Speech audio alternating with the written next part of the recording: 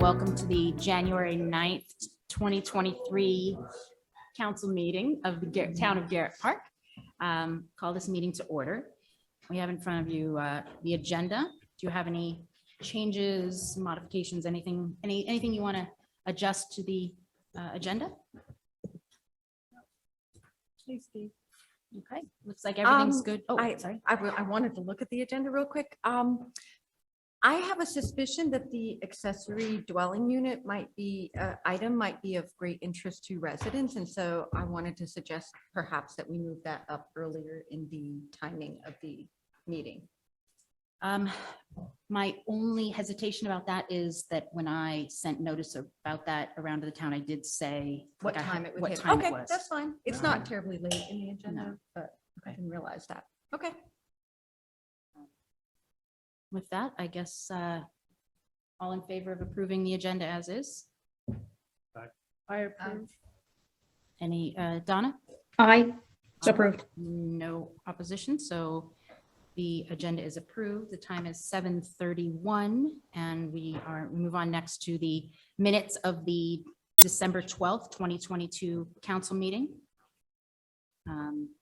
These have been circulated to everyone, and we have the opportunity to make changes. But if there are any, we can include those. Any changes to the previous meeting's minutes? Nope. Nope. All right, wonderful. So we approve the the December 2022 council meeting. Those in favor? Aye. Any opposition? That passes. Wonderful. Let's see, time now 7:32. Presentations by residents. We have one here in the audience. Anyone on Zoom? Come on up, Ken. Ken Schwartz at 10919 Claremont Avenue at the entrance to Porcupine Woods. One is I provided the council with comments on the mid-session, the mid-year review last Friday. I received a grand total of 2 summary comments. I appreciate Mr. Schwartz, could I ask you to please step a little I closer to the mic? appreciate those comments that I did receive, but only 2 out of 6 provided me even an acknowledgement of my email. I made the presentation last month saying it would be nice to at least receive some acknowledgement that has been received, perhaps even read. And I again make that plea to the council. But that's not really the reason I'm here tonight. I wanted to address the issue at the town hall.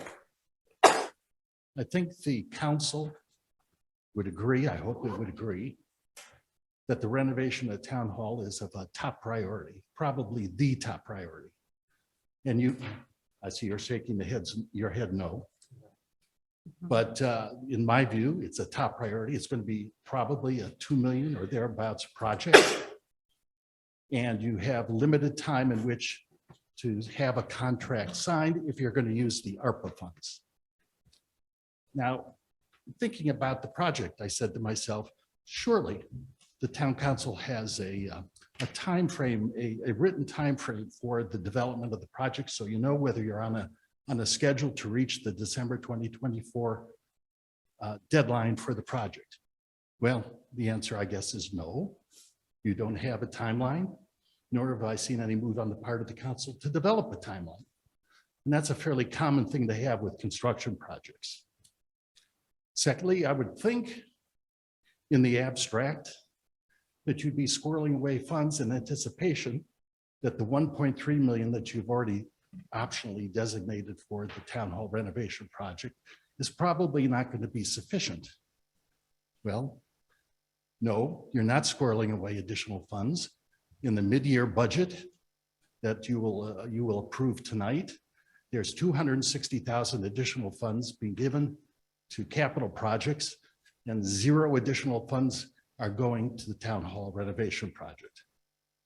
So you might say, well, perhaps the town council is trying to reach out to county council or state representatives to get grant funds to have external sources of funds for the project to assist it in meeting that deadline. But I've heard no discussion at the council meetings regarding reaching out to council members or state representatives. So I have to assume that the answer is no. I want to respond to No, a couple I'd of like these to things. continue. You can respond at the end of my presentation. Okay, well, let's just a couple more minutes, please, and then we'd like Yes. to respond. Thank you. I have one more point. Sure. And the last thing is that one might think that at the last council meeting, it was stated that the RFP, everyone would submit comments. It would be released in early January. And now we know from Barb's write-up that it is not ready to go. There's still more work to be done. So the RFP again is being delayed. I've had a discussion, at least online, with Stephen about that. I think we have a difference of views. He's more relaxed about it than I am. I would say in conclusion, that my view of what's happening is the immediate issues before the council are driving out the important issues before the council. And the attention is given to the immediate issues, and the important issues like what is happening with town hall are dying of neglect. And I know that's a strong word, but in the last year, there's been no events that proves to me that the project is moving ahead handily. It Okay. appears to me that it's a slow walk. Okay, thank you. I Please. appreciate that. I have one comment when you're done. Okay. I think that you'll find that the RFP is no longer stalled. Barb, you'll be able to update that, or if you want to mention that right now. As for funding, there are certain aspects of this project that have not moved far enough along for funding to be an appropriate thing. We've explored, Kayla has explored, Barb has explored. We're I not had a at a meeting with Ken, Peter, Chris a couple of months ago to talk about Kayla looking for funding. And what we were told is until there's at least a draft plan for what it is we're going to do with the town hall, some kind of outline spec, that it's just too early to try to identify. In short, sources you of need a funding. timeline. Pardon In me? short, you need a timeline. Okay. appreciate that.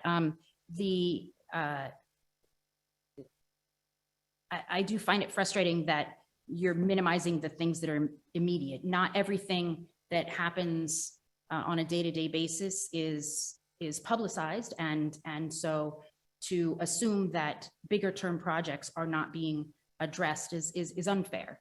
And there are more immediate things that we need to address, and some things that may have a big impact on what we do at town hall. And so when we can do it, we will. At this point, we are waiting for that RFP to go out. I'm hopeful that it will be very soon. And But I you will appreciate admit that last month there was a discussion that was going to go out in early January. Right, last I checked, it's January 9th, so we're still in the first half of the month. It's not the same as January 3rd or 4th, but it's still the first half of January, so. Is it prepared to go out tomorrow?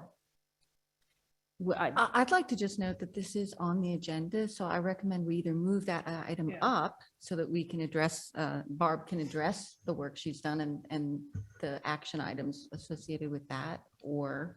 It's a great idea. Thank you. Okay. Barb, would you please, when we get to And I will the sit town down now. manager report, would you please put Thanks, Ken. the town hall RFP at the top of your report, please? Certainly, be happy to. Thank you. All right. Are there any other residents who would like to make presentations? I don't see any raised hands online. So then let's move on to the next piece. Time is 7:39, and Manager Barb Matthews, your report, please. Certainly, as you requested, Mayor, I'll tackle the town hall RFP first. As was noted, there was some discussion of this item at your meeting in December.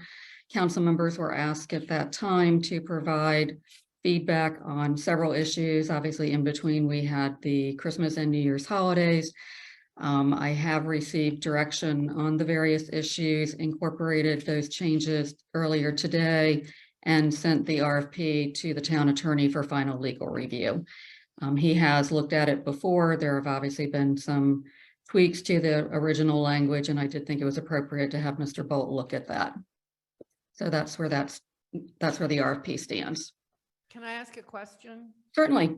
I read your last email about the RFP. Are all of the questions about the design, the 3 design or the 2 design parameters, and some of the questions about the kitchen and the footprint, is that all resolved now to go out in the RFP, or do you need the council to weigh in on any more decisions? No, those issues are resolved. The way those were handled is there were conflicting opinions about pursuit of the commercial kitchen. After touching base with the mayor, the way I handled that is the commercial kitchen exploration was added as a bid alternate.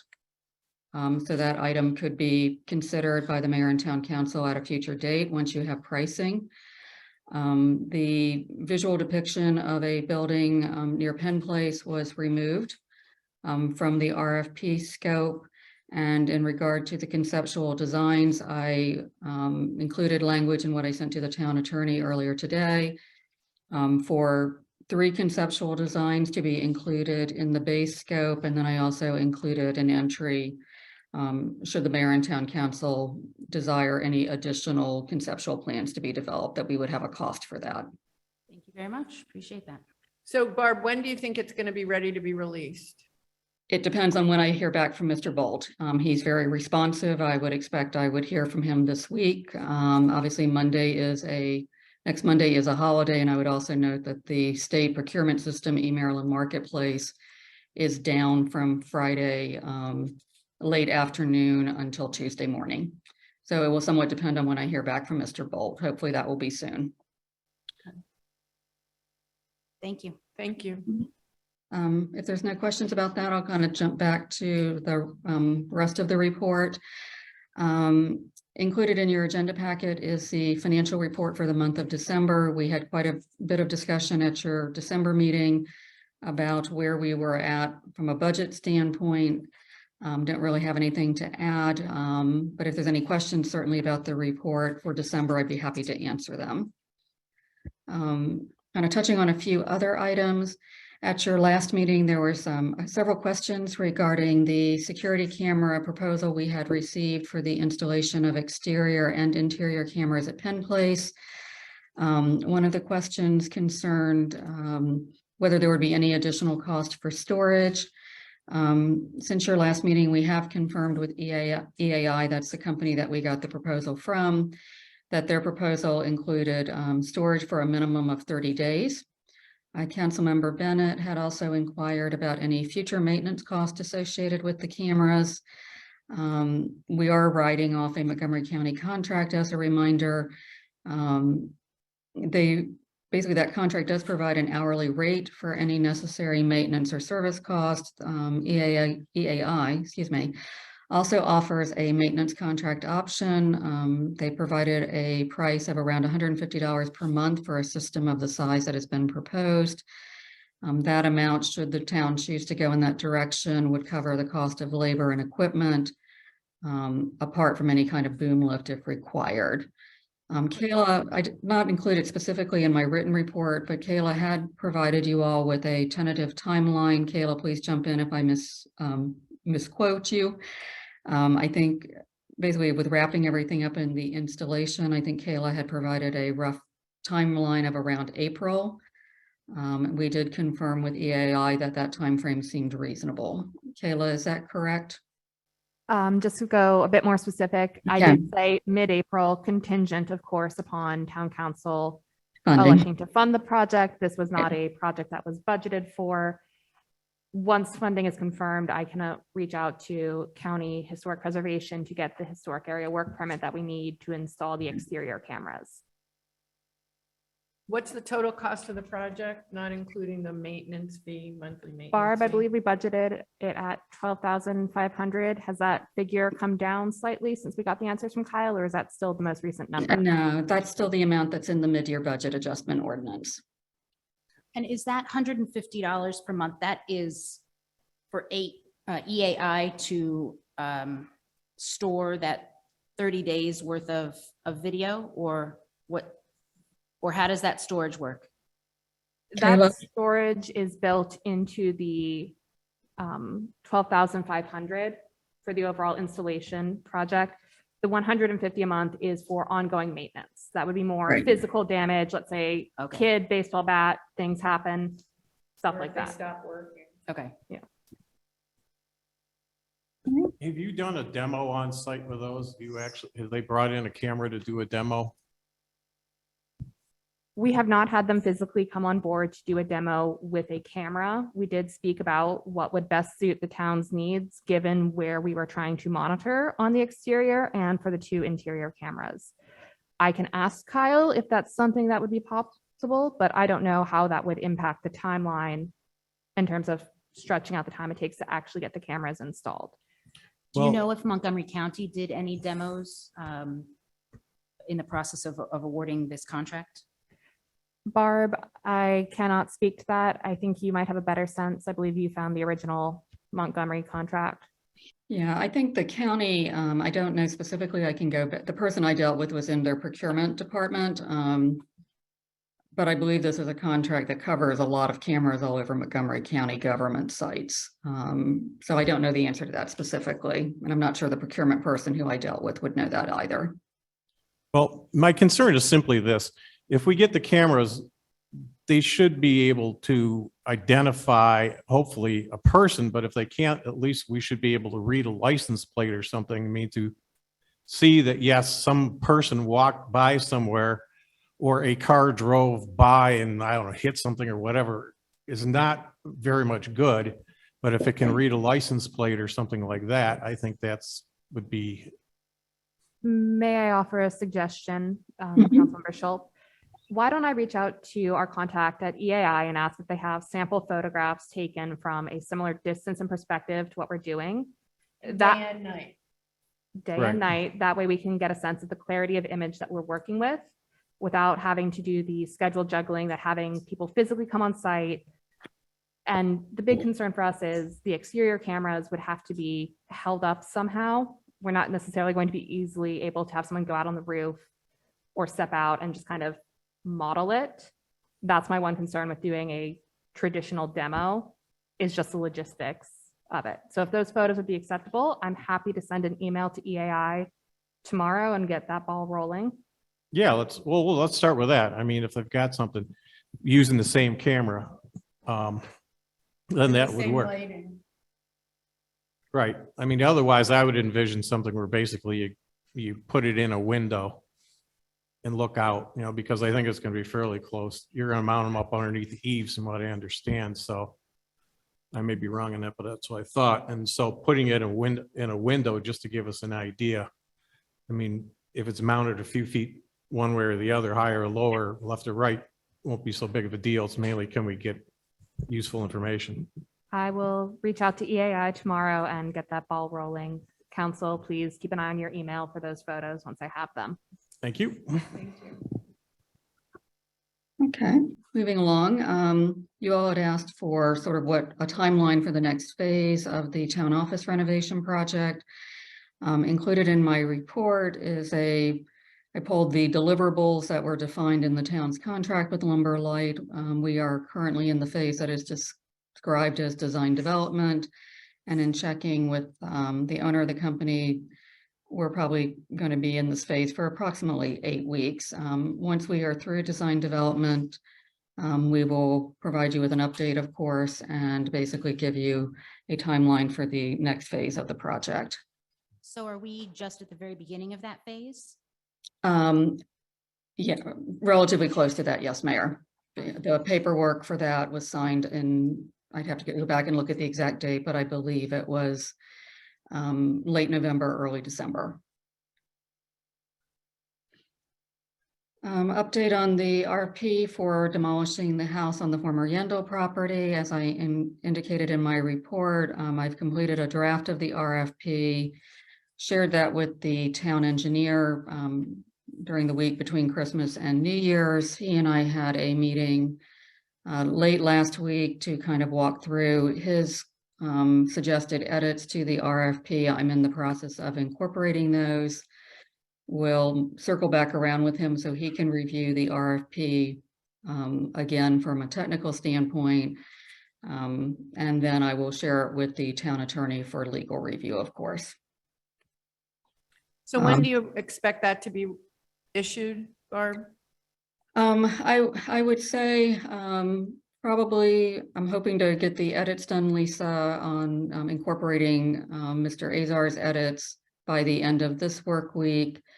Would guess that I would have his comments back at some point next week, and then I should be able to send it off to the town attorney. Once again, I can't speak for his schedule. But I feel pretty confident that we should be able to have this issued within the next, most likely the next 30 days is what I'm striving for, no longer than 45 for sure. Great, thank you. Just a couple other items to touch on. I don't want to take up too much time this evening because I know you have other agenda items that people are waiting to hear about.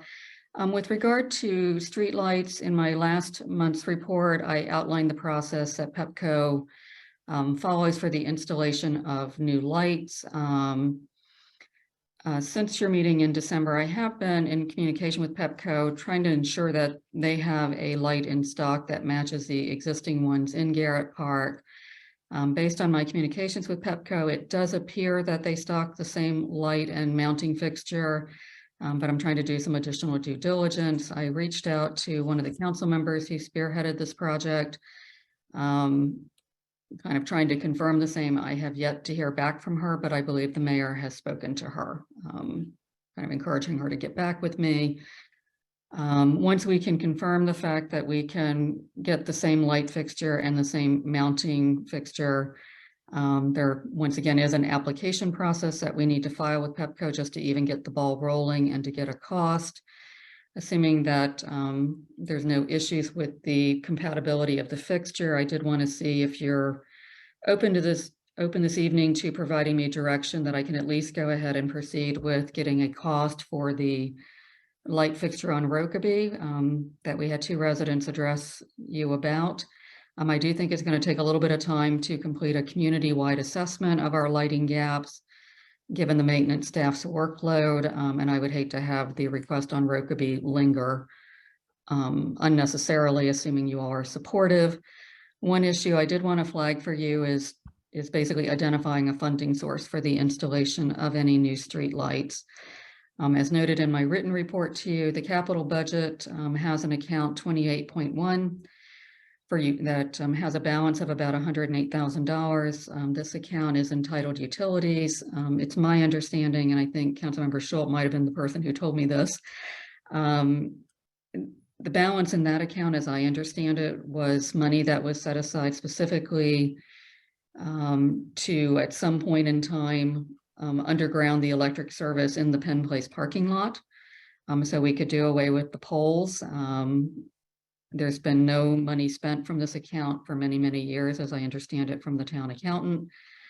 So if you did want to proceed with at least getting pricing for the light on Rokeby, that is a potential funding source. Yes, Go ahead. Phil. you are correct. That was set aside specifically to remove those poles that are blocking the parking lot in anticipation of doing a redo of that parking lot. We knew it was going to be very expensive, so we started setting money aside specifically for that purpose. Yeah. The other thing I was going to comment on is to make sure to look at the color of the light, because I assume you're going to have to go to LEDs. It's not going to be the other ones, the induction fixtures. And it's something we need to look at because at some point we're going to have to start replacing induction fixtures. And finally, the other thing is to look at shielding, because most of those have shields to prevent them from light from getting into people's houses. Okay, thank you very I wanted much. to ask, when was this funding initiated? A couple of years ago, 3 years ago, maybe a little longer. Okay. Yeah, I think it goes back a little bit longer based on my conversation with Mary. It shouldn't have gone back too much further, maybe Okay. 4 years, at most 5 years. Okay. When we started stocking money, there was probably some money in the utilities always, but this is where we had originally Sort of started earmarked for squirreling that. away. Okay. Right. Yeah, you are correct, Phil. It was built up over sometime within the last 5 years. Councilmember Max, did you have a question? Well, I wanted to ask Barb, if we get a price per light fixture before we install them, I guess my question is there any cost advantage to installing 4 or 5 light fixtures as opposed to one at a time, or is it the same cost installation?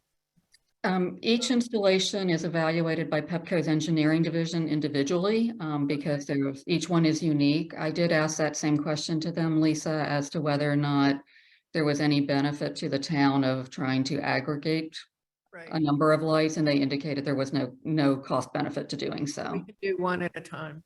Okay. Correct. But I want to mention that when it was decided where light fixtures would be put around town, that was a really thoughtful and deliberate decision. And there were people who chose and decided. I wasn't there, so I'm not sure what the criterion was, but I don't think that we can necessarily just say, hey, we want to put, here are 5 dark spots, we're going to go put fixtures there. I think that given the level of discussion that was had at when these were first put in, I think we sort of owe it to that, to have it be a community decision as to whether we brighten the dark spots. Well, first we need an Can you skip assessment of forward to where that? they need to go, where the dark spots are Sure. and how many of them and where they would go. And then we can have that community-wide discussion. Should be kept in balance though too, because I think a lot of people might assume that the light near their house is going to shine in the windows, but like Phil was saying earlier, there's a shield on it to kind of direct it to be over the street and not go backward, to not go too far to the side. And there's dark sky requirements now to not have excess light going upwards too. So they're pretty directed. So Absolutely. I just don't want to give the impression that we're going to suddenly come up with funding to buy a bunch of lights without Until we it know. being a thoughtful Right. deliberation. oh, Yeah. Councilman? So my question was, if I missed it, Barb, do you have a rough order of magnitude of the cost? As I mentioned, each one is individually determined in discussion with Pepco, as well as discussion with the town of Kensington. They did a recent streetlight installation. I have no idea what their fixture was. So I'm not saying it's comparable. They spent about $3,300. But that should not necessarily be translated into that's what the town's cost would be. That was for one. That was for one. the other thing was the electric rate. Will they change our electric rate on the existing fixtures, or even this fixture? Will it come in under because we have a special electric rate, which Pepco doesn't like, but. The engineering division, Phil, pretty much just looks at the actual installation cost. And that's what the focus of my discussion has been with them. I don't think that unit of Pepco has anything to do with the ongoing light cost, but I can certainly follow up with them. Yeah, no, I figured they mean that, but I was just, we Yeah, need to look at it just to be sure. yeah.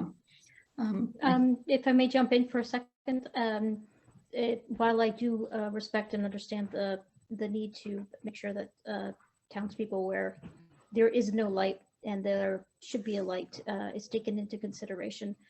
We also make sure that we're taking into consideration the safety of our town in general and those walking around in it or driving around in it, because I have come across personally a number of dark corners that they're just black.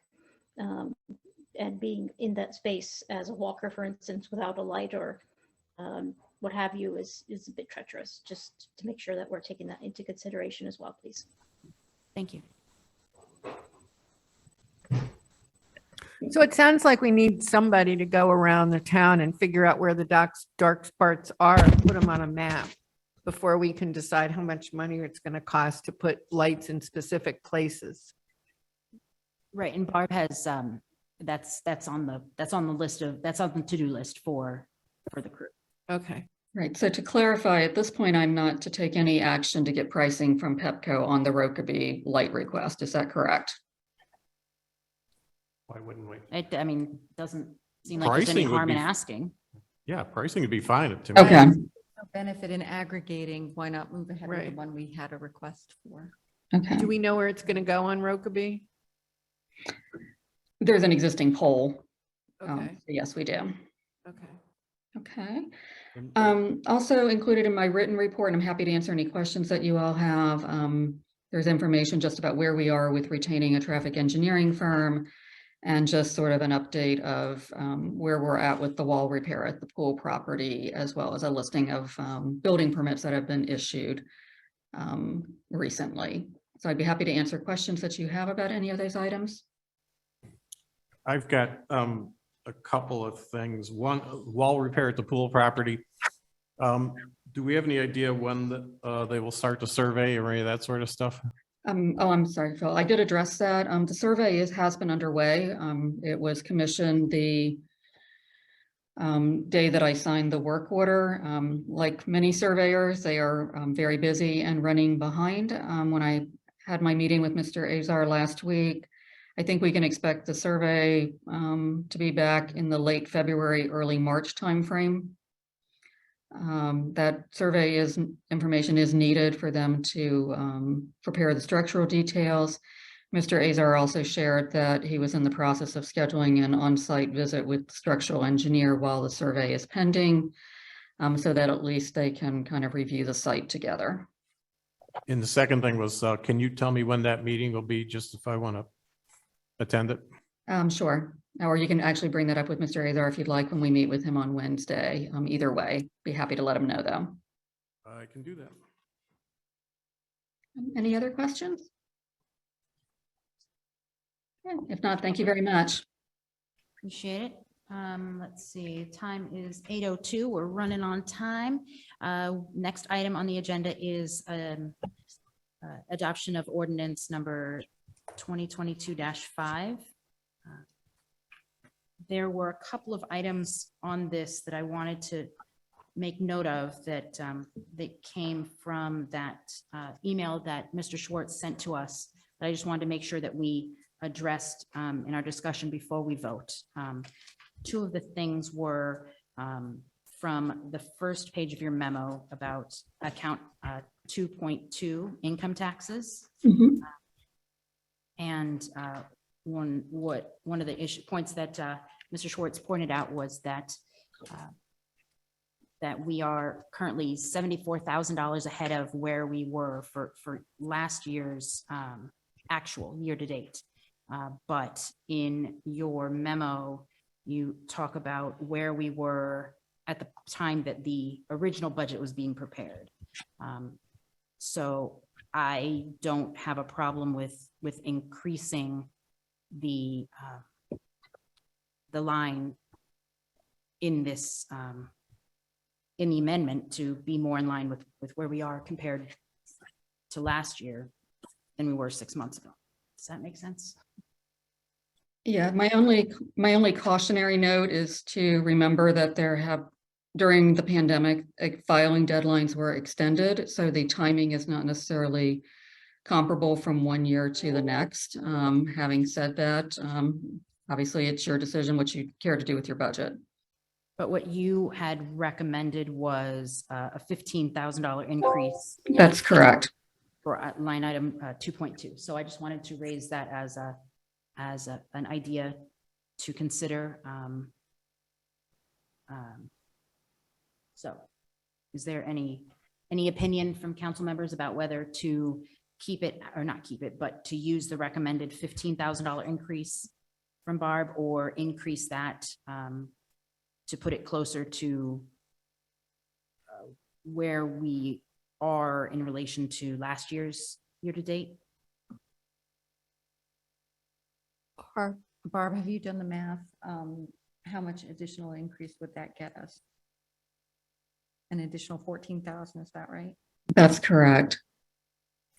And Mayor Welch, are you proposing then that we would add that to the town hall capital I account? wasn't looking at any separate anything. I was just, The revenue would just I go was, up. right. Well, no, you have to balance. So if we increase the revenue, we need Yeah. to say where we're going to spend it or where we're going to place it in the budget. For these purposes, I was just looking at the revenue. No, I understand. I was just curious. We would need to make that decision tonight if we want to increase the revenue. I would not be opposed to increasing the revenue by the 14,000, given the past track record and placing it in the town hall Well, capital the account. question is that Barb has already recommended a $15,000 Right, so increase. this would be an additional 14, right? I'm not sure where that 14, I'm just looking at the email, but I thought the email was commenting above and beyond the 15. and that it was, She's increased it to 485, I think, and was last year it was 49 almost. on top of that.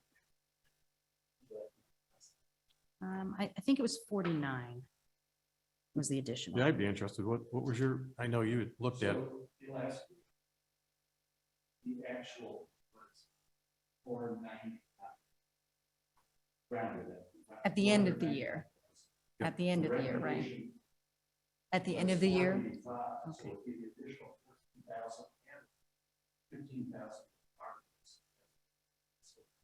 Total increase from the original 29,000.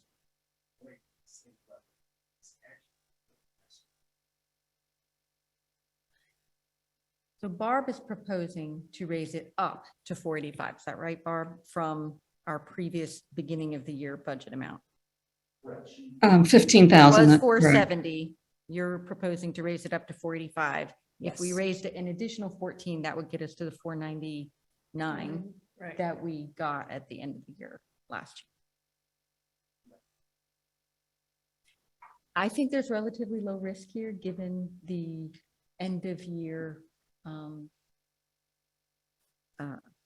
surplus that we had at the end. Every other year before that, too. yeah, Yes. Very I- small percentage of the budget. I would propose raising it even 15,000 because that, I mean, the one before was at 498, 534. So if you brought it up in the even 15,000, that would bring you to 500 for the revised budget. So instead of changing by 15, we would change by 30. 30, correct. But do we have to then allocate where that money is going to be allocated? In a couple of minutes, yep. Okay, do we have a proposal for that? Like Jerry Lee's idea, we drop it into the town hall. Okay. Fine with that too. I've been saying that for 5 years. We had capital budgets with zero in them. We've been so. consistently the last few years putting a certain amount into the town hall capital line. Donna, what are you thinking? I'm listening and I'm trying to weigh it with other priorities that are ongoing. And perhaps would like to ask Ms. Matthews if there's sufficient funding for other priorities the town is looking at, such as the town offices. I'm sorry, I'm having trouble hearing you, Donna. Oh, I'm sorry. I'll speak louder. I apologize. I was saying, I'm weighing the pros and cons and thinking if we're not, I want to make sure that we're looking at all of the priorities that the town has at this current time, including projects that are further along than, say, the town hall is. I'm thinking town offices or what have you, and I just wanted to call attention to it and just confirm that we're at a level with those projects that will end sooner at a rate that we don't need to increase at some other point in time. I think the funding for the town office renovation specifically, it should be sufficient. That was a conservative estimate provided by Lumber and Light. I think the unknown is the various projects that are not very far along, for which the mid-year budget adjustment ordinance includes kind of best guesses from the town engineer, and there are a number of those. Obviously, that would be the pool wall construction, the work at the nursery school are kind of the most significant ones, I would say, Donna. So I don't know if there's other priorities that the mayor and town council have that perhaps aren't addressed in the ordinance, but I think we've done a reasonably good job of trying to cover those that we know about at this time. Thank you, Barb. I appreciate it. Sure. I understand we could basically up 27.2, I'm looking at capital budget, by the way, capital budget accounts 27.2 town hall. But if we really needed to, it could be moved to 27.3 other maintenance for the, for doing the community center or something like that without having to go through a lot of work because mayor's allowed to move some money up and down within the same bucket. So if we drop it into town hall, which I think is a good idea, there's always the ability to move it if we absolutely needed to, I believe. I'm not gonna spend a large amount of money on the town hall before the next budget is created, so. We need to take a look at that with the draft of that study when that comes in, about what the order of magnitude of such a project would be, and then figure out how we're gonna plan that. So, Well, if we spent over 8,000 for the community center, of which we have nothing budgeted for, do we anticipate other spendings there? I think we do have some spending at the community center coming up, yes. And we've got, if I understand this correctly, the revised budget's going to be $75,000. Correct? Yes. And again, if we put it into town hall, we can always move it to the community center, but I would hope we don't go that far. We also have the option of moving contingency, capital contingency into another line item. Do that too. When whichever project moves further along first and is actually in need of funding. The community center is in the negative, so. So, I mean, so we could just pick a place. I mean, which would be worse, not putting it in town hall and therefore not using it, or putting it in town hall and moving it somewhere else? I mean, I don't know what looks. Well, if I may, I mean, this is our capital budget, right? So Right. it's a demonstration of our priorities. Yes. It's a demonstration of future plans.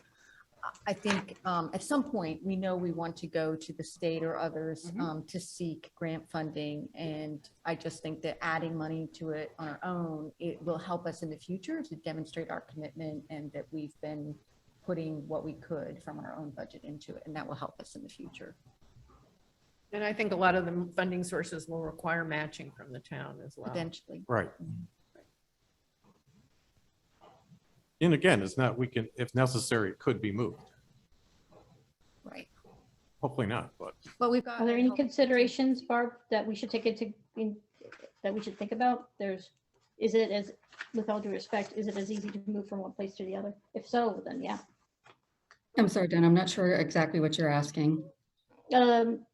As, not Stephen, I'm sorry. Who was just saying that Phil. moving from one line item, thank you.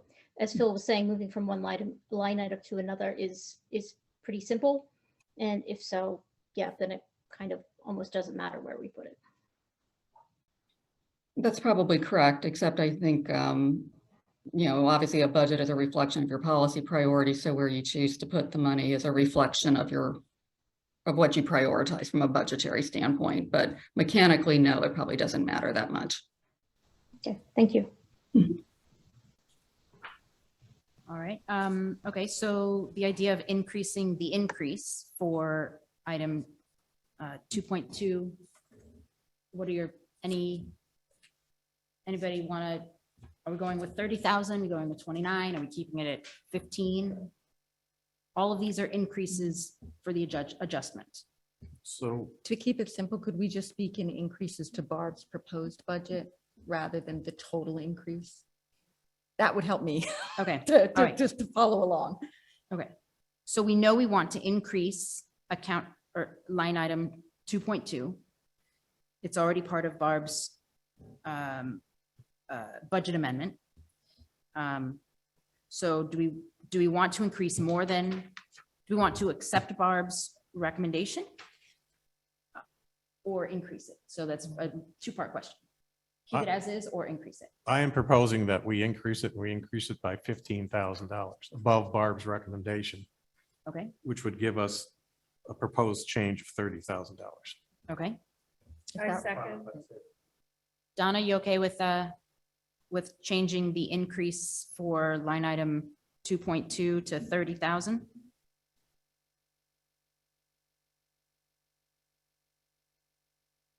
Excuse me, I am here. 2.2 to 30,000.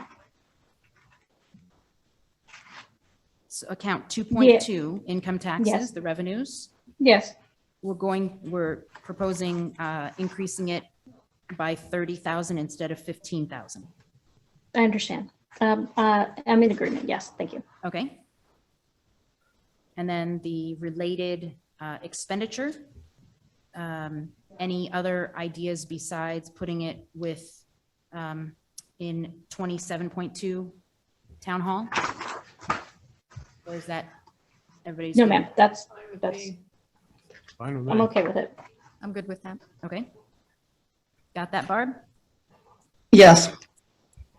Okay.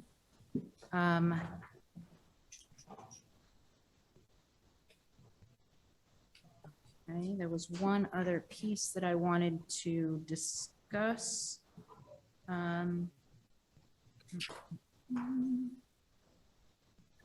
Nope, I was thinking of something else. Okay. What else, who else has comments they'd like to make? Council members about that ordinance, the mid-year budget adjustment. Anybody else? Are we ready to move this item? I have no further questions. Okay, I'm good. okay. No, Steve, no got further any- questions from me. Thank you. Lisa, anything else about this, or would you like to make a motion to adopt the ordinance? To adopt the ordinance and put another 15,000. Nope, we already did that. Okay, we did that. Okay, yes, I would make a motion to adopt the ordinance Okay. Can you? As as Need the- amended. Mayor, if I may, Please. there's actually 3 accounts that you need to modify, increased by 15,000. One is 2.2, the other is 20.1.1. And then the other would be, I'm presuming you want to increase 27 point, if I can read this here, 27.2. So if you're amending the ordinance, all 3 accounts should likely be mentioned. Otherwise, you'll be out of balance. Right, so that would Okay. cover the transfers account. Right. Yeah. Right. Gotcha. Makes sense. Okay, I'll second the proposal to update the mid-year budget as amended. all right. Those in favor? Aye. Any Aye. opposition? With that, we adopt ordinance 2022-5, the fiscal year 2023 budget amendment number 2. Time is 8:18. I don't believe there's any unfinished business, but I don't want to assume that I'm remembering correctly. Does anybody have anything they I do needed have to? Please. two questions. One, are we going to schedule a February budget and priorities work session? And will that be done offline via email through the town manager? I actually, we have another need for a executive session, special meeting. So we kind of have a few different things that we need to juggle, but if there are any particular weeks that folks are out, we can talk about that, or we can do it offline. Yeah, I'm not suggesting we do it online. I just Okay. want to make sure that we've agreed that we're going to schedule one because I want to make sure we stay on track for our Yes. budget. Yeah. I think it was work session in February, here's March. Right. The other question I had was, do we have an update on the Waverly sidewalk? If Barb mentioned it, I missed it. She didn't. I have asked for it to be on hold just a little bit longer to look at some other holistic things and how to make sure that we're not jumping the gun on something before we can make sure that we're thinking about it thoroughly. Okay. What thank else you. are we looking at? 'Cause that really hurt. I'd like to talk with you about it separately. Okay. That's good. All right, time is 8:19, new business. We have another mayoral appointment, this time to the Archives Committee. The most recent past president or past chair is Karen Teal. She, her term is up this month, and she has expressed an interest in continuing on the committee, but is happy to turn over the chairmanship to Malcolm Russell Einhorn. He's already taken over in that post. So I am asking for you all to approve the reappointment of Karen Teal for another 5-year term to the Archives Committee. What about Malcolm? What about him? Or is he going to be on the, I thought he's going to be on the committee. He is, he's the chair. Okay, so has that been done? That's an internal decision about whether the chair, so he's already on the Okay, committee. okay. So the he's gonna be committee- the chair. He is the chair, Gotcha. yes. And so Okay. his term, I don't believe is up for another 2 or 3 years. Okay, So that is not, all the member terms are staggered. okay. Anybody, y'all okay with approving this? Do we need a motion? to- I'll approve. I'm approved. Okay, I'm comfortable with that. Wonderful. Donna, you good with appointing Karen Teal for a reappointment to the Archives Committee? Yes, thank you. Excellent. The next item on the list is discussion about opting in to Montgomery County Code, Chapter 29, Landlord Tenant Relations.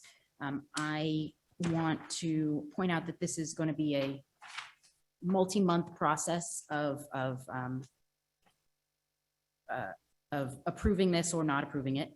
This today is just the beginning of the discussion where we kind of learn about the issue and start to ask the questions so that we can get answers. And then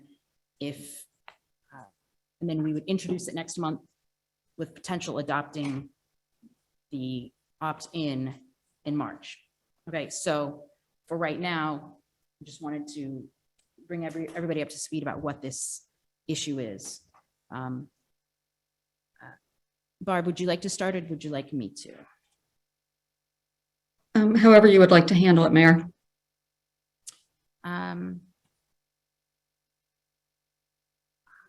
We'll let you start and then I will fill in any gaps if there are. Sure. So what prompted tonight's discussion is in the spring of 2022, we had a town resident who applied for and received a town building permit for a requested addition to their home, including a walkout basement addition. They then, as is often, as is the practice, they have to file the town's letter with their county building permit. When the County Department of Permitting Services was reviewing the plans, they noted that the basement portion of the project constituted an accessory dwelling unit, which was in fact the resident's intent. That determination by County DPS triggered a requirement for the resident to register with the County Department of Housing and Community Affairs, or DHCA. And this is the county department that administers the county's rental housing licensing program.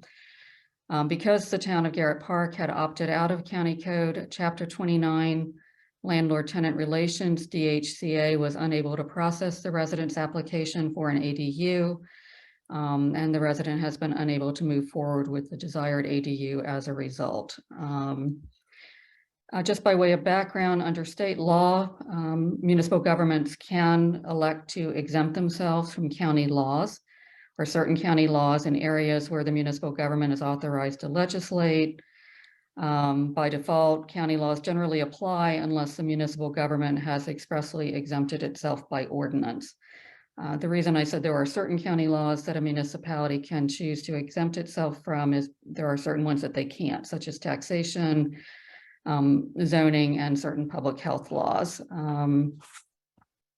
So the municipal government typically has one of two courses of actions. They can either adopt an ordinance exempting itself from all county laws except for those laws found appropriate and specifically identified as applicable to the municipality, or they can choose to adopt an ordinance exempting itself from only certain county laws found inappropriate for whatever public policy reason for the municipality, often because the municipality may choose to enforce its own law.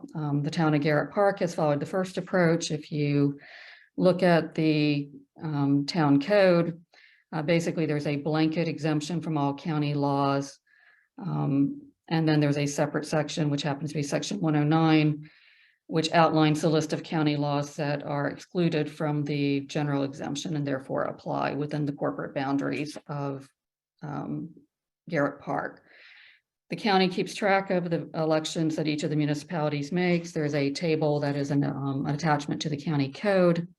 And this is what the county departments rely upon to determine whether they can engage in enforcement in the various municipalities. If the mayor and town council choose to add chapter 29 to the list of county laws that are applicable, the county would amend this table. Presumably then DHCA would be able to enforce its licensing requirements in the town of Garrett Park. I'm sorry. No. I wanted to give a little history as to sort of the Garrett Park. I've done a little research, and Barb has asked our archivist to do a bit of research. And what we found is that in early 1984, that was sort of the earliest discussion that I'd found in town during council meetings of the discussion of whether or not we should opt in, whether we should allow the county to monitor and track rental units, long-term rental units in town. And so that was in April of 1984. And some of the things that it doesn't seem that there's been like an affirmative, no, we're going to opt out. It was more like, let's just kind of let it fall by the wayside sort of thing. And so we by not affirmatively opting in, we have opted out, as Barb was saying. So anyway, weren't we opted in until protections were sought for Airbnb and short-term rentals? I think we opted out of that was a two different, chapters at one time. just one chapter that time. Right. That I was thought it just, was 29 and something else though. I think it was just 59. It's 54, I believe. Oh, 54, It's 54, the last page of the right. document. 54. Yeah, 54. 54. So I'm trying to find some information about why this was seen as objectionable in the first place. So we can kind of use that to inform our discussion and decide if it's similar thinking, and therefore we want to maintain this opt-out. This, regardless of what we decide to do with chapter 29, this has nothing to do with whether there can be long-term rental units in the town of Garrett Park. This is just about who is making sure that they are safe and that tenants are listened to and are supported, and that the units are kept up to code. Exactly. So what we've done in the intervening, decades is nothing. We've sort of just, we have Is these. the county then inspecting and licensing? The rental county is units doing in the nothing. county? We told the county, and that's what got the residents sort of in a pickle when they were trying to get a license. Is the county says, we are not authorized to inspect and license these units. You have to go back to Garrett Park. Presuming that we're gonna do it. But we, meaning Garrett Park, isn't doing it. Correct. Garrett Park does not have a process, does not have a licensing Right. thing for this. So we're kind of just in limbo. Right. So the lack of a licensing process does not exclude said dwelling units. Doesn't prevent them from happening currently. The fact that we don't have a process, or that Garrett Park doesn't ensure code or regulations for these dwelling units, it doesn't prevent them from existing. It just prevents them from being registered. Is that correct? And monitored to make sure that they are safe and Right. and Inspect it. yeah, and that landlords are being responsive to tenants. Yes, but no, it does not prevent them from existing. Well, it doesn't prevent them from existing, I think, illegally. I mean, once you enact this, doesn't that basically give the green light to anybody who wants to do a accessory dwelling unit to basically do whatever they need to do to their property to start bringing in or? No, it doesn't setting up change that at apartments? all. It just changes How- that they are being licensed and reviewed on a regular basis or as needed by the county. Right now, everybody in the county has that zoning as of right to do a accessory dwelling unit. It's just this town probably not the only one either that has this kind of limbo where the county can't enforce and we don't have anything set up to enforce. So just nothing is happening. And it's not just accessory units. It's somebody wanted to rent the whole house, which I think happens with quite a few houses in town. There's no, right now, there's nowhere to go to if it doesn't have smoke detectors or violation. Egress, Yeah. any of Right. that.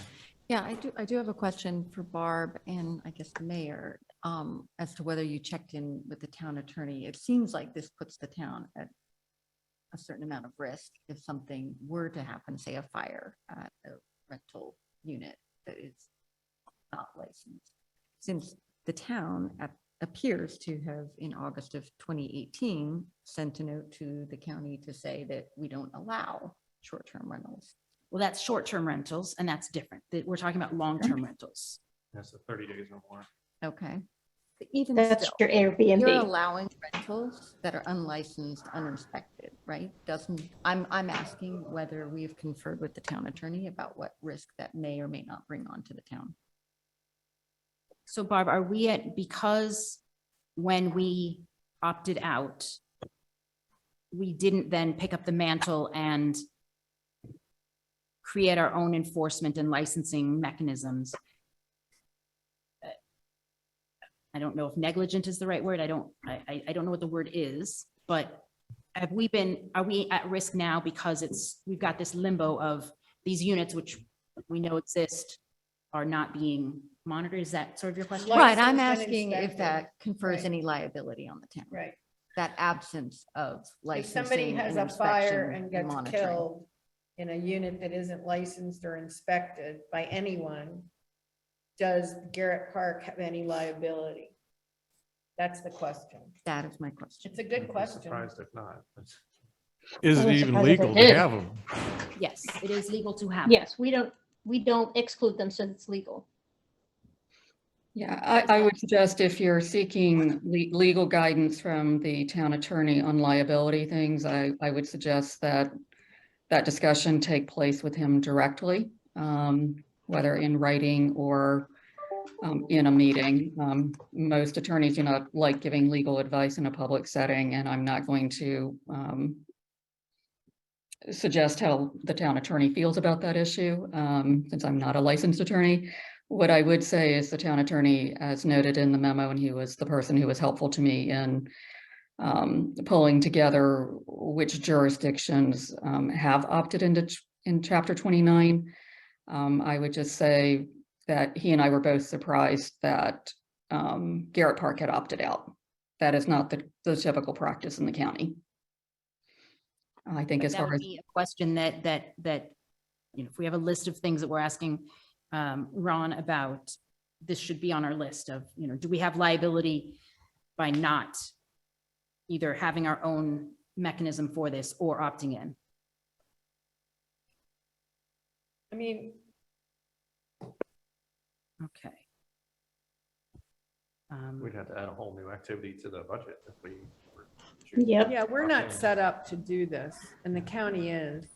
Right, but I guess, Phil, I got the impression, I don't know if it was last month or maybe it's just from here, but have you asked or are you wondering if we actually have three options? One, opt into the county; two, establish our own mechanism for monitoring rental units; or three, maintain status quo and not do anything? Yeah, I mean, I'm trying to figure out what would happen. I mean, my concern is, will this start to encourage people building multifamily dwelling units in Garrett Park? Building multifamily, Yeah. you mean adding ADUs in their existing houses or Or dividing up taking- their houses divide into multiple units? Yep, divide up to multiple units. I suppose they could even knock one down and make a duplex out of it or triplex out of it. But I don't To the think, current, I don't- accessory can only be. That's not the case. I don't think so. There's other- no.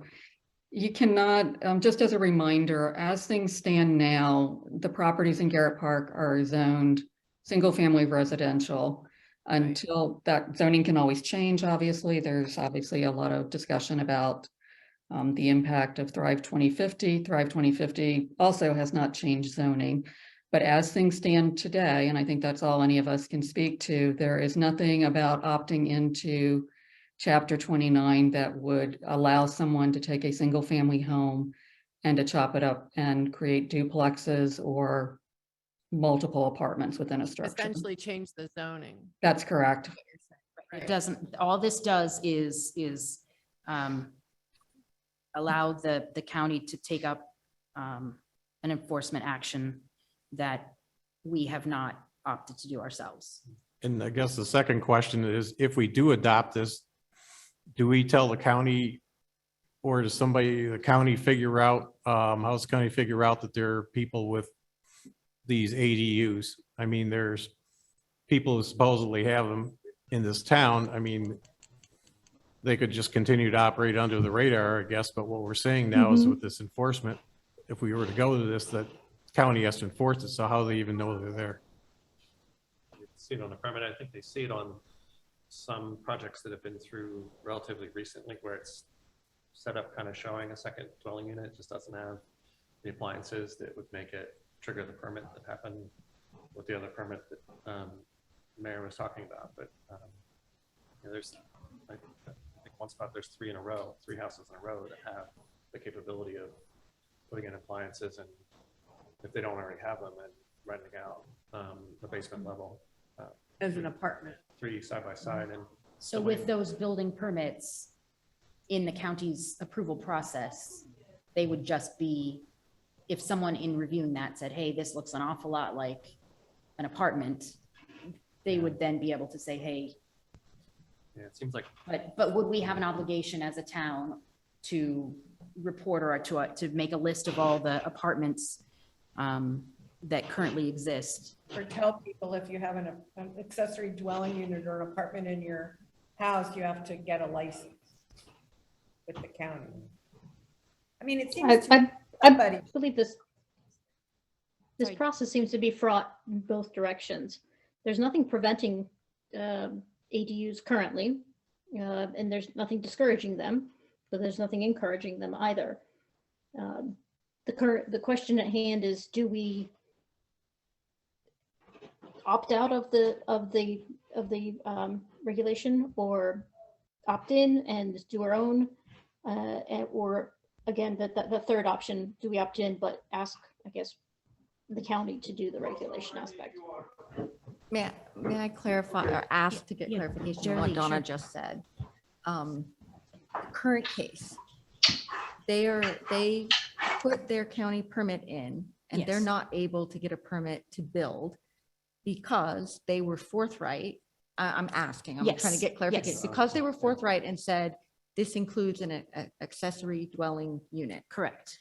If we don't opt into the county Licensing provision, and inspection. regulation, ordinance, then that family would have no choice other than to not build or later resubmit a plan that does not include an accessory dwelling unit. Is that Yes, more or less or, the situation? or try to get us to establish a mechanism for licensing it and do a subsequent change Right. in status. But yes, they are, because they're trying to do this above board instead of under the radar. And we've opted out. We have no provision to license it ourselves, essentially. License it or. We have no, we and/or just don't inspect have, it. we just don't have a Oh, it's not mechanism. We just don't have Yeah, we a don't do it. process. We don't do it. Right. So they're in limbo. So nobody does it. maybe it's not that bad. Maybe just pure speculation, but maybe if it's not a big lift to do it, the town could do that internally, mimic what the county does. I'm not saying they Do should what that. internally? To have Have a inspection. We could do it ourselves. Yeah, Yeah. we probably don't want to, but. Yeah, we probably. Yeah, no, I don't mean, need to. like, I think in opting out, that's my own opinion that since we didn't opt out, we should have been doing that all along. Right. But if we don't have the staff and time and money to do it or expertise, what's the advantage of opting? Of not? Why do we want to opt out? Why do we want to maintain the opt out? Right. Right. What That's benefit my is there? Because question. if we opt in, we don't have to pay the county for this service. Correct. No, we do have to pay them for that. No, we don't. No. But Yeah. the resident- the landlords would need to landlords would pay have to, fees to get a right. license. Correct. Right. Yeah. And an inspection and make sure that there's smoke Correct. detectors and all those Right. things. I don't understand the advantage of not doing that. I don't either. Yeah. I mean, I would like to hear what the lawyer says, but Yeah. we do. to me, it appears we're taking on risk. I agree with Jerry. I don't know if we're taking on risk. I would like to hear Donna, the lawyer's speak point up, of view on that. please. I am trying. I'm yelling, actually. I said I agree with Jerry. However, I would like to hear from the legal standpoint as to what our liabilities are or are not for opting out. I would imagine, I'm assuming, and that's not correct of me, I would like details basically from the legal standpoint as to what our liability is or is not, because it's not clear. I would assume, since the fact of the matter that we opted out, we did not see any kind of liabilities at that point, but I could be wrong. I think it doesn't really make a difference whether we're opted in or out. Somebody could design the basement to accommodate you at some point. Absolutely. It's not like somebody's going to be held back from the idea of building one just because the town doesn't have a license or the county doesn't. Well, So, But I think the Yeah. question is, do we want unlicensed, uninspected apartments in Garrett Park? We already have them. Yeah, but Yes, do we we do. want to Right, we continue current- that? But do we Right, want to exactly. continue sign up that? for Right. decades. Yeah. Right. And that's really, to me, that's the question, and I don't understand what the advantage of doing that is. Of maintaining that Correct. unlicensed And not situation? having our own licensing. Right. I think we have ability. to assume, as Joanna's introduction implied, that the original intent was that we would go through a process to develop our own, and we haven't done it. I think when you look at all of the things the town has on its plate and what it would cost us to establish a process and maintain it, I don't see the cost benefit for that. So I think it comes down to, do we want to maintain the status quo versus opting in? I have And another question. if we maintain the status quo, what would our liability be? So I get that part. Yes. But there are folks, and part of the reason I wanted to sort of spread the word on this over the weekend was that there are folks who have a different opinion, who, I don't have a unit in my house, Right. so I'm only looking at it from the outside. And so I'm hoping, anybody out there want to knock on doors and spread information and share opinions. Do y'all? If I may, Yes, please. I could imagine that those individuals or those families who do have said units currently could be concerned whether or not there would be a huge monetary impact on them to make any changes. Not saying that they're unsafe or anything, because this is Garrett Park and I believe we're good folks.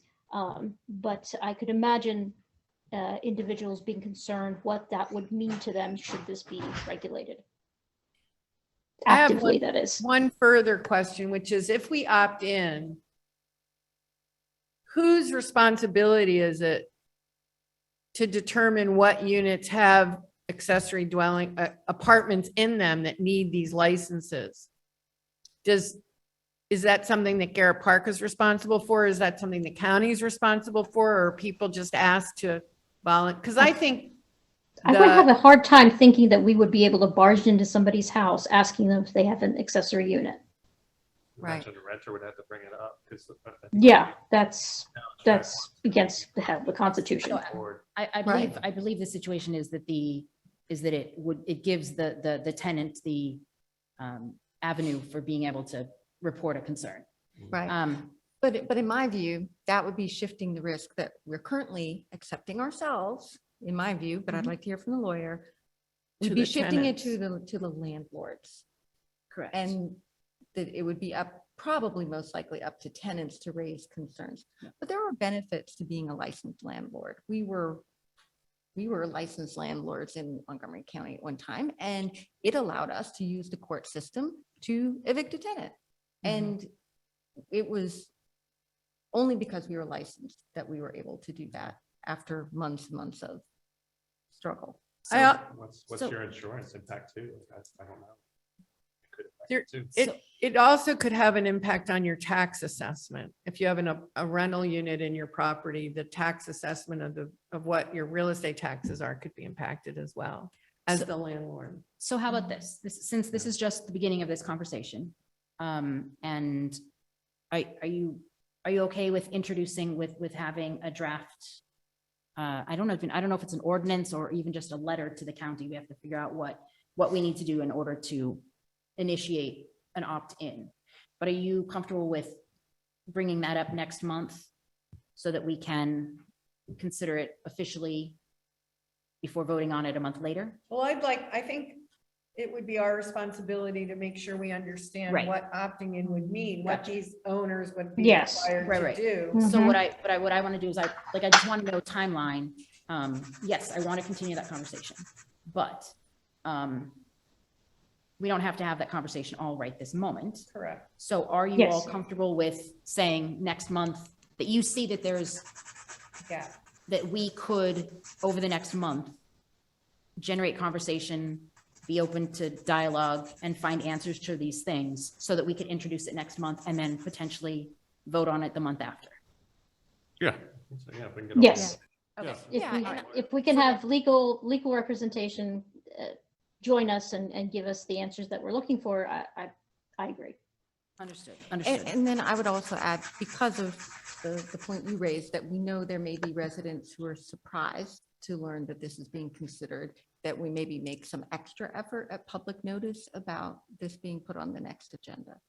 To make sure Okay. that everyone who is interested is aware and can come to the That is next meeting. That is a hard thing to do if we don't know who, where. So I think in terms of, Just official We're- public notice. I'm not I agree. suggesting we go door Fair to door. excellent, good. So we're doing really well on time. Would you all be okay? We had a hand raised. We don't necessarily always hear from residents, but if it's something that could provide input or perspective on this, Sure. Definitely. did you truly raise your hand, Doug? Or if you'd like, if you could come up to the mic and and I don't intend for this to be necessarily a lot of back and forth. I just want to hear the perspective and then we can continue the conversation separately. I'll try not to be too long. Okay, your name and address, please. Doug Mater, 11307 Rokeby Avenue. Living in Garrett Park started in the 1950s, so long-term. And I did build an accessory dwelling unit, but didn't have a stove in it. So it wasn't a dwelling unit when it was permitted. It wasn't a dwelling unit when it was inspected. But it was inspected. It is safe. All the bedrooms have to have smoke detectors. Every level has to have a smoke detector. So it would be inspected whether it's a licensed rental unit or not. Well, maybe there's a separate inspection for an apartment. But the construction would have to be safe and the construction would be inspected, whether it's a rental unit or not. I think there are a lot of rental units in Garrett Park. You probably have trouble counting them all. And it's a hassle for a landlord to get it licensed, and there's a fee and might be subject to surprise inspections, possibly on an annual basis. So I think the town is special that they don't impose that. So did you said that you did go through the licensing process? No. You did not? I did not. Okay, He got a building. I got a building permit. the permit. building permit, okay, but without the stovetop unit. If you take the it wasn't stove necessary. out, you don't have Understood. cooking. If you don't have cooking, you don't have a dwelling unit. Gotcha, I misheard you. And Okay, then you put sorry. the stove in after.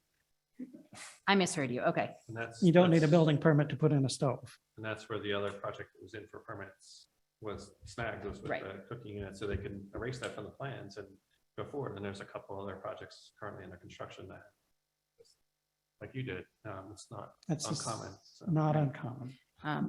Okay, thank you, thanks, Doug. Yes, agreed. If I could just make one more suggestion as Barb and Kayla prepare the materials, I think we could add in our, I'm not sure, but I would think we could add in the resolution some sort of delayed implementation to give current landlords time to comply with the county's requirements that might be required. So that's not just an immediate, this is effective as of now, and somebody who already has a 12-month lease is, put in a situation where they only have 30 days or something to address changes. So I would recommend we look at Let's look at some that. sort of delayed implementation. Just as a little bit, I have a question. probably not much different than they would be for the main level of the house. Just the same smoke detectors you would need in a 2-story house, you would need them in an accessory dwelling unit. You would need safe appliances and a certain amount of windows, so on and so forth. Yeah, Donna. With this information that we have, and I want to thank Doug for being so forthcoming. It was very brave of you, so thank you for that. That's what I anticipated as well. And I'm thinking, what is the liability that the town has or has not? Because if there is no, I'm thinking if we have no regulations for it, how can we be held accountable to something that does not exist? If we're included, and is it possible for the county to do inspections? It may or may not be, I don't know. So there's so many legal questions around this that I'm wondering, and let's be frank, it just based on the examples, it's quite easy to get around if you don't want to go through it, and it does become onerous. So I think we need to take into consideration things that are currently existing and the atmosphere of the town. But of course, first, what is the liability, or what isn't the liability of Garrett Park in this case? Okay. I think we've got things to think about, and I think definitely ripe for discussion in town. And I do hope that we hear from more folks, and we've got information to gather and share. But Barb and Kayla, I think it'll be important if we are deciding whether to opt in to explain specifically what the requirements are if you want an apartment and the county's and we're opting into the county licensing and inspection process. What is that process, and what are the costs that will be charged to the property owners, and will it have an impact on their real estate tax assessment? So all that information is in our agenda packet. Oh, It's in the memo that Barb great. put together, Okay. including copies of the licensing, the rental license or housing license application, and accessory dwelling So applications. we should make sure that all our residents who are interested know all this. So I guess it's all. is this, yeah, this is all available. Kayla, did you want to jump in? I was just going to point out that when the meeting agenda went out last week, it did include the attachments that the council members have, including the 3 attachments regarding ADUs, which does include a breakdown of the fees. I believe for an ADU or for a single apartment, it is less than $200 to do the annual licensing fee. Okay. So not pocket change, but not Right. nearly as burdensome as Right. it could be in other municipalities. So I just think we should make sure it's posted someplace, so if people want to know what it is, they'll be able Right. to see it. Yeah. I'm not certain, but it sounded like when I was talking to a resident about it, like that, there's no requirement to kind of justify the rent. Like you don't have to say what your rent is to a family member for $1. And we probably should try to confirm that. Like there's just no requirement to be a certain rent amount. Correct. Yeah. Licensing an apartment with the county doesn't require that you charge any amount of rent or. Yeah. So Or it's not like you, specify. it's And not there like you could have to say be- what your income is on And it. it could be that there are exceptions for family members. I think at some point in the conversation over the last couple of decades, I read something about how if you're granny renting, flats. if you're renting to or to family, or not renting, but if you're bringing in family member, that it wouldn't have to go through this process. So that's stuff So that then we you're can, exempt, you're saying. those are things that we can look into.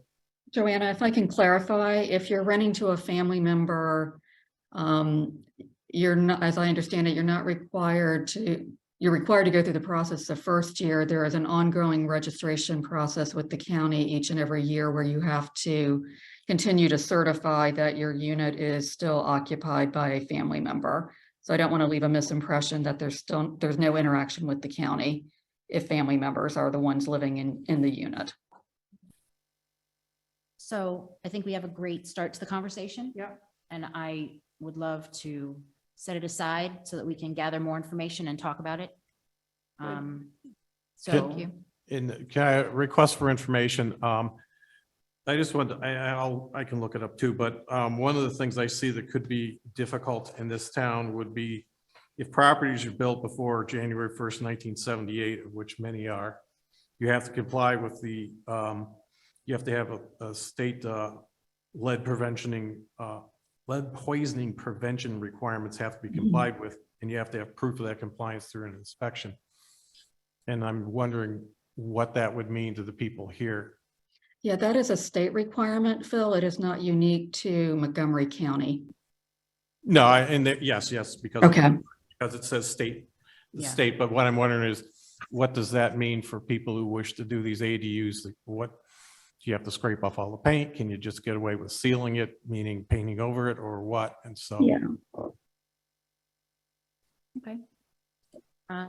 Then I would like to move on. We are doing so great on time. It is 8:56 and we're going to move on to updates. Councilmember Bennett. Would like to give us an update on where we are with the composting pilot project? Yes, thank you. Last year, at the mid-year budget approval time, we set aside $15,000 in the 23 budget for a composting program, and Barb and Kayla have been diligently working on an RFP for such a program and also doing just market research about what's out there. Kayla has a draft RFP ready, and I think it's in pretty good shape. So one question is, do the rest of the council members want to review that before it goes out, or is that standard? I don't think that's standard. I mean, I think Yeah, I it's, think for these smaller things, perhaps that's not necessary.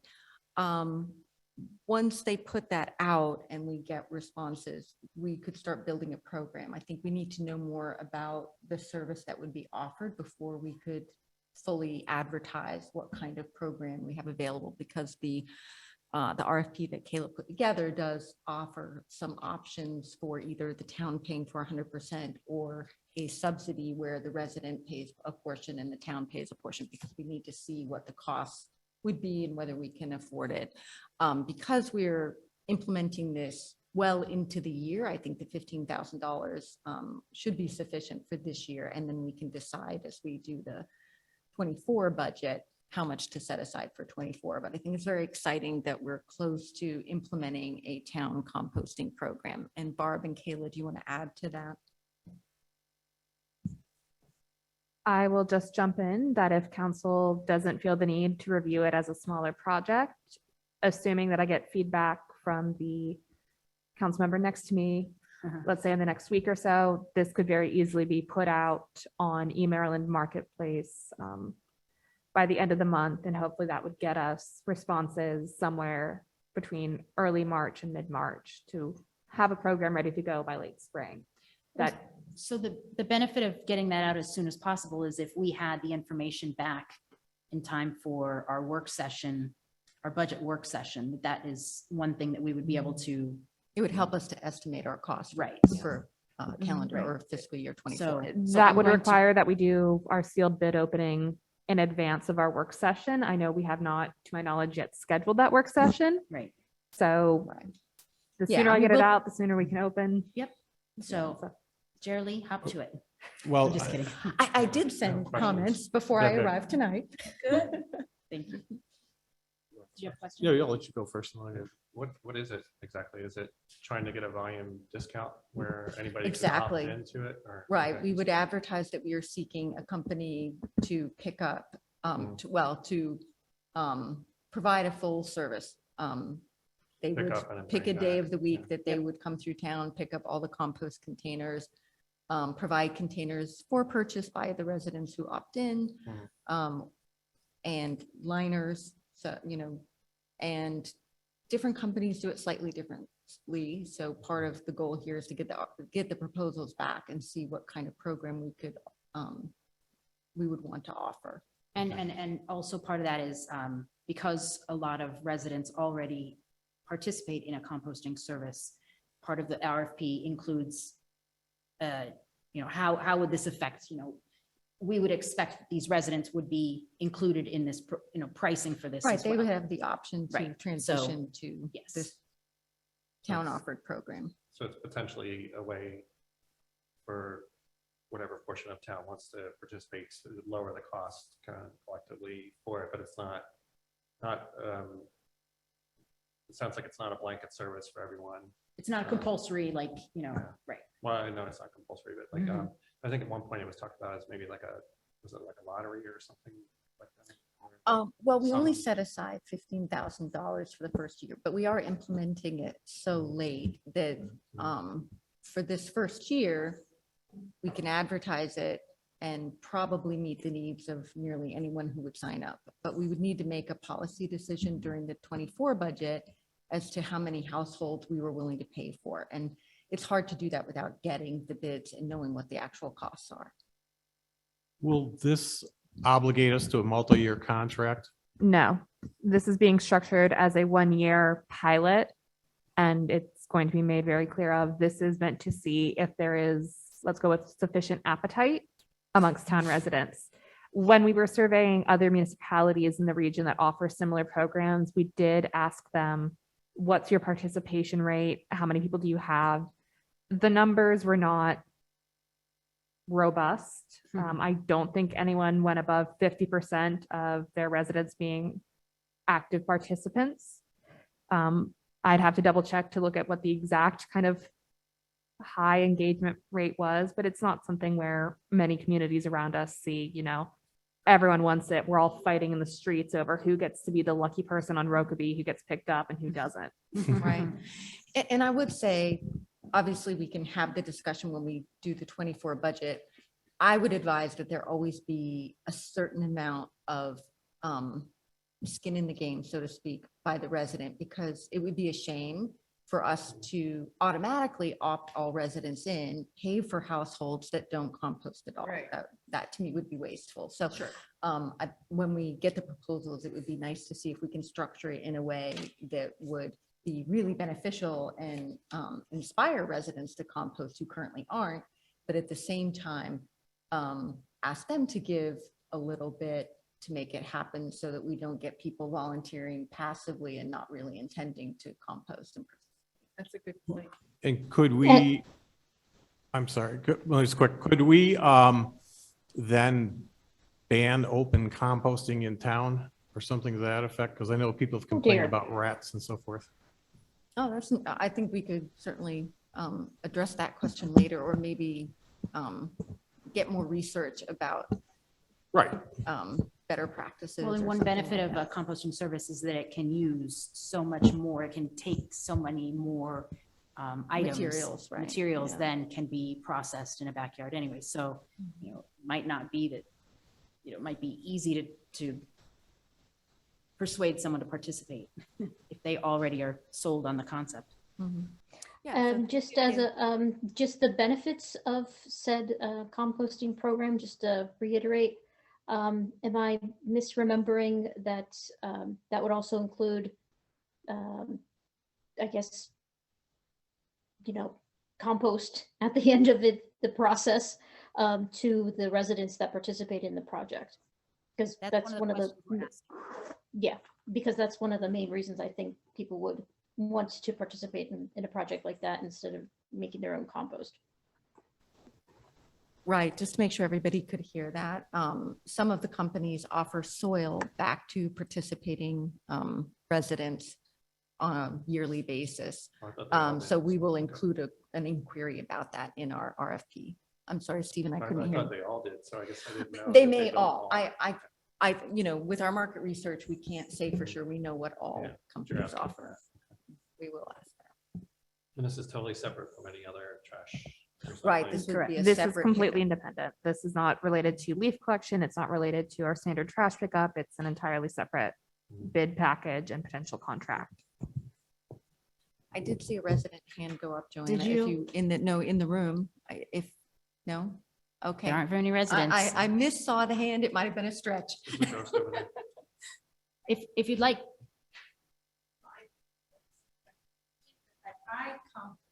can we get your name and address? Chris please? Fishman, 11407 Rokeby Avenue.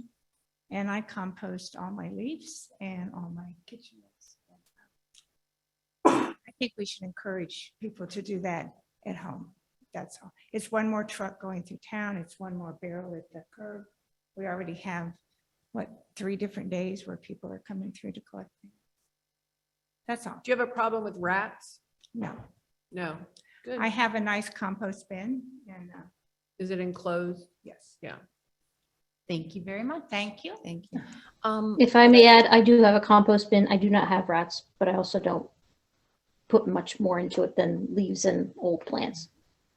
Kayla, perhaps we could add to our RFP a specific request for which days they could offer service and see if we could consolidate it with one of the days we already have trucks coming through. And definitely look at and consider it. Let's handle that via email. Just make sure that we don't lose track of what we're trying to incorporate in the newest version. Yeah, thank you. And I was only speaking about people who have open composting, which I know one of my neighbors used to do it, and they got raccoons and other creatures. Thank you very much. Raccoons like my recycling as well, just to Oh say. my God. Oh, yeah. See, it's not just the compost. Continuing, Councilmember Bennett, would you like to give an update on the Strathmore redevelopment at St. Angela Hall? And I'll jump in if there's something that Yeah, I think you missed. I think you'll have to help me. So thank you to Mayor Welch for testifying on behalf of the town, and thank you to everybody for contributing to the testimony, the written testimony that we submitted. The planning board did vote that day, the day of the hearing, to approve the preliminary plan for the residential and senior living development there near St. Angela Hall, or on the property and expanded around St. Angela Hall. All of these materials of what that preliminary plan looks like are online on the plan. If you look at the county planning board's website, and we could add a link to that on our website, I think, if we wanted to. I know we posted our testimony. We just received today the written decision, so I haven't had a chance to review it, and we do have the opportunity to appeal. So I think it would behoove us to review the materials closely and determine whether we have any grounds for an appeal. And I'll work with the mayor to do that. Mayor, is there anything about the actual proceedings of the hearing that you'd like to share? There were a few concerns that we shared as it related to safety of pedestrians and the number of entrances and egresses that would be added along Strathmore Avenue that were not adopted in this, but that did seem to get planning board members, a few of them, to have some concerns. So I think that if that were something we wanted to pursue as an issue, I think that we might be lucky or fortunate or whatever to have some listening ears. Right. And then the other point is the mayor and I met with a representative from Holy Cross Church and School, actually George Martin, who was here at the last council meeting. We discussed that it might be beneficial for the town to reach out to our legislative representatives and try to arrange for a meeting that includes the town and the church, school, as well as the state and county highway departments. So we're going to pursue that in the near future. And part of the reason for that is that one piece of this adopted planning board decision was a direction that the developers engage with the landowners, that being Holy Cross, but no communication has yet happened with them. It's been radio silence. Limited okay. communication. And so in order to help usher that along, that's sort of the Right. reason in relation to putting in sidewalk. Right. As we discussed last month, the preliminary plan includes direction at the request of the state highway, a condition to, for the developer to provide this offsite amenity of a sidewalk that would go all the way up to connect with the Kenilworth Avenue sidewalk. And if the developer is not able to complete that, perhaps, for example, if they're not able to secure right of way for that, then they would have to pay the state enough funds to complete it in the future, and the state would have to complete it in the future. So I think there are, for a lot of reasons, we would prefer that to be done earlier than later, have all the construction happen at one time. So it would be beneficial, I think, for us to encourage that come to a good faith negotiation earlier than later. So the next deadline in this process is somewhere around February 5th or so, is the deadline for filing an appeal. I don't know that we will be interested in filing appeal directly, but engaged in supporting those who do. So, I mean, I'm not saying we won't file an appeal, but Yeah. but just, you There's a know, lot to review. it is, right, exactly. Understand and digest. Did they mention the width of the sidewalk or anything like that? Because that was one of the biggest contentions, was this 10-foot wide versus the, Right. Typical I 4 or believe 5. that the state highway did specify the what would be considered a dual use bike and pedestrian path size. Which is 8 feet. Right, but it's not on the plans. It's specified in their conditions, but I'm not sure it, that would be the preferred, I think, by the state.